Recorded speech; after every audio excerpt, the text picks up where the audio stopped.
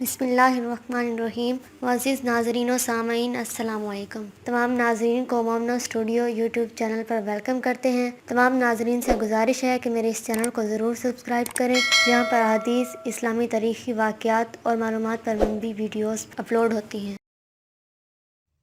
جب فرعون نے حضرت موسیٰ علیہ السلام اور آپ کے ساتھیوں کو دردناک سزائیں دینے کا اعلان کیا تو پھر ان کے قوم میں سے ایک مومن نے انہیں نصیحت کرنے کا حق ادا کیا۔ ارشاد باری تعالیٰ ہے، اور ایک مومن شخص نے جو فرعون کے خاندان میں سے تھا اور اپنا ایمان چھپائے ہوئے تھا، کہا کیا تم ایک شخص کو محض اسی بات پر قتل کرتے ہو کہ وہ کہتا ہے میرا رب اللہ ہے اور تمہارے رب کی طرف سے دلیلیں لے کر آیا ہوں؟ اگر وہ جھوٹا ہو تو اس کا جھوٹ اسی پر ہے، اور اگر وہ سچا ہے تو جس عذاب کا وہ تم سے دعویٰ کر رہا ہے وہ کچھ نہ کچھ تو تم پر آ پڑے گا۔ اللہ تعالیٰ اس کی رہبری نہیں کرتا جو حد سے گزر جانے والا اور جھوٹا ہو۔ اے میرے قوم کے لوگو، آج تو بادشاہت تمہاری ہے کہ اس زمین پر تم غالب ہو، لیکن اگر اللہ کا عذاب ہم پر آ گیا تو کون ہماری مدد کرے گا؟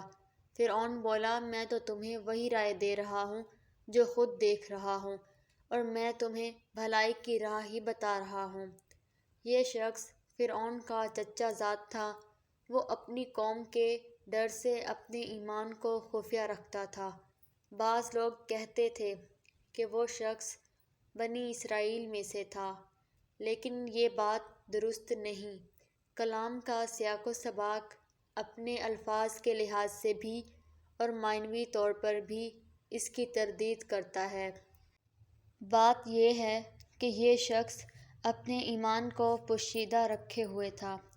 جب فرعون نے حضرت موسیٰ علیہ السلام کو شہید کرنے کا ارادہ کیا اور اپنے درباریوں سے اس بارے میں مشورہ کیا تو اس مومن کو خطرہ محسوس ہوا کہ موسیٰ کو تکلیف نہ پہنچے، چنانچہ اس نے حکمت کا اندازہ اختیار کرتے ہوئے فرعون کے خلاف ایسے انداز میں بات کی جس میں ترغیب اور ترغیب دونوں پہلو موجود تھے۔ اس نے مشورہ اور رائے کے انداز سے بات کی۔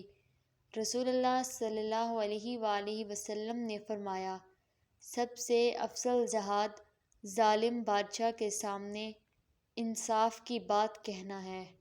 یہ شخص اس مقام کی اعلیٰ ترین درجے پر فائز تھا۔ فرعون سے بڑھ کر کوئی ظالم نہیں تھا، اور اس مومن کی بات سے بڑھ کر حق و انصاف والی کوئی بات نہیں تھی، کیونکہ اس سے نبی کے معصوم ہونے کا اظہار ہوتا ہے۔ یہ بھی کہا جا سکتا ہے کہ اس کلام کے ذریعے سے اپنا پوشیدہ ایمان ظاہر کر دیا، لیکن پہلی بات زیادہ صحیح معلوم ہوتی ہے۔